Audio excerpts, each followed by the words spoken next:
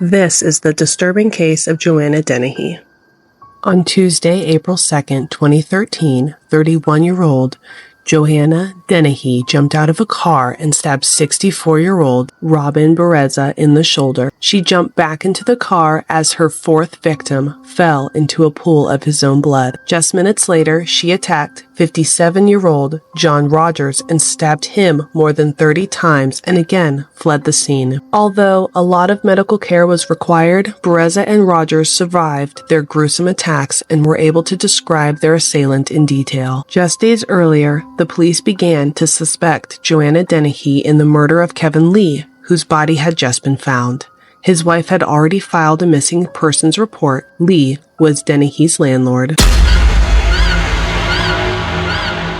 Joanna Dennehy was born in 1982 in the UK. Although she had a stable and loving childhood, Dennehy had rebelled as a teen, consuming vast quantities of drugs and alcohol. She ran away at 15 to be in a relationship with 20-year-old John Trainer and bore 2 of his children. Soon, Joanna was an alcoholic and drug addict who also inflicted harm upon herself by cutting. As a juvenile, she served time for petty burglary. According to people who knew her, she was manipulative and showed no remorse for her actions or her treatment of others. Her partner John was sick of being abused, so he took their children and relocated, which left Joanna homeless and alone. In 2012, she was arrested and convicted for theft. While in prison, she was given a psychological assessment and was diagnosed with antisocial personality disorder. Her underlying psychotic traits were rage, impulsivity, violence, and anger. Afterwards, she was prescribed medication to help regulate her mood.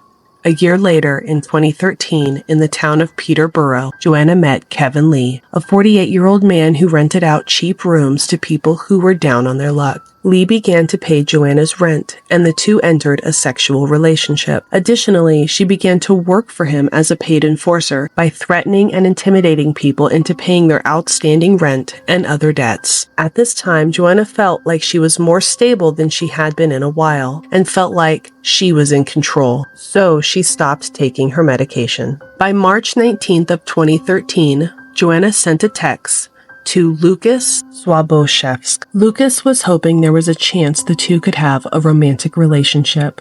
He met up with Joanna at her flat. There, they drank and chatted together. She talked him into wearing a blindfold as part of a game. Joanna proceeded to stab him in the heart. Realizing she couldn't get rid of his body alone, she called on a criminal and associate of hers, Gary Stretch Richards.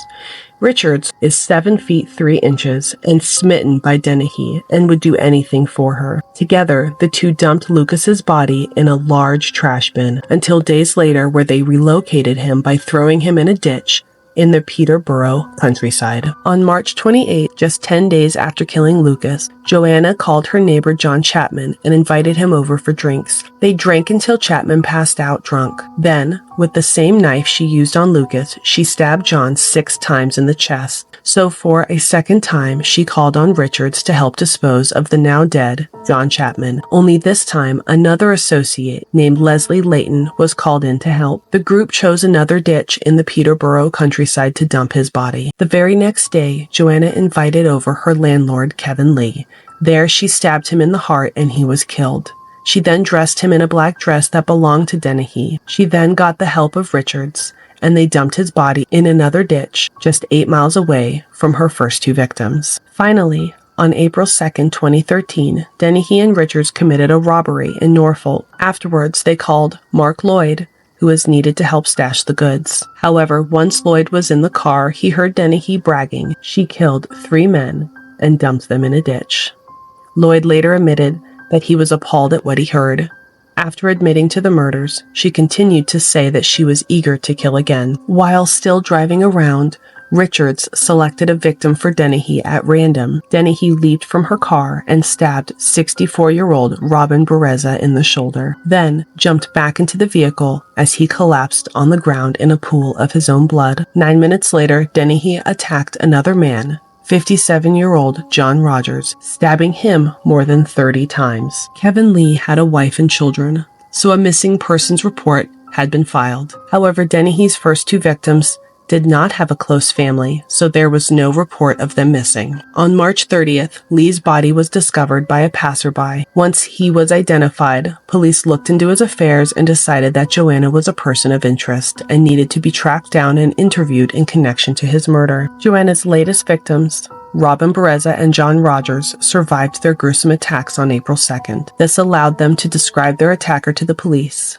On April 3rd, the bodies of Lucas Swaboszewski and John Chapman were found, but initially there was no connection between them and Kevin Lees. During her arrest, Joanna Dennehy is said to have been very calm, and while she was led to her cell, singing the song, "Singin' in the Rain." By May 8, 2013, Dennehy was charged for the murder of Kevin Lee and the attempted murders of Robin Bereza and John Rogers. Her connection between Swaboszewski and Chapman were established because of her relationship with both. Then the pathology came back in for the knife she used on her victims. It showed that all 5 men were stabbed with the same blade. While she was in prison on trial, prison police found an escape plot in Joanna's diary. This plan involved killing or seriously injuring a prison guard, severing off one of their fingers, and using it to fool the biometric system in the prison. Because of the plot, she was placed in solitary confinement in September of 2013 and stayed there until September 2015. While in solitary, she pled guilty to all charges. Mark Lloyd from the car stabbings testified against her and said that he was an unwilling spectator in the final 2 murder attempts and was not charged in any crime. On February 10th, 2014, Gary Stretch Richards was found guilty of attempted murder, and Leslie Layton was found guilty of perverting the course of justice. By the 12th, Layton and Richards were convicted of all charges, including 3 counts of preventing the unlawful burial of a body. By the 28th of February 2014, Joanna Dennehy was sentenced to life in prison. Additionally, the judge recommended that she should never be released and that this was justified due to her premeditation of each murder. Further, Dennehy is one of 4 women in the UK history to receive a life sentence, which is called a whole life tariff. The other 3 women who received life sentences are Mira Hindley, Rosemary West, and Lucy Letby. Thank you for watching House of Crime.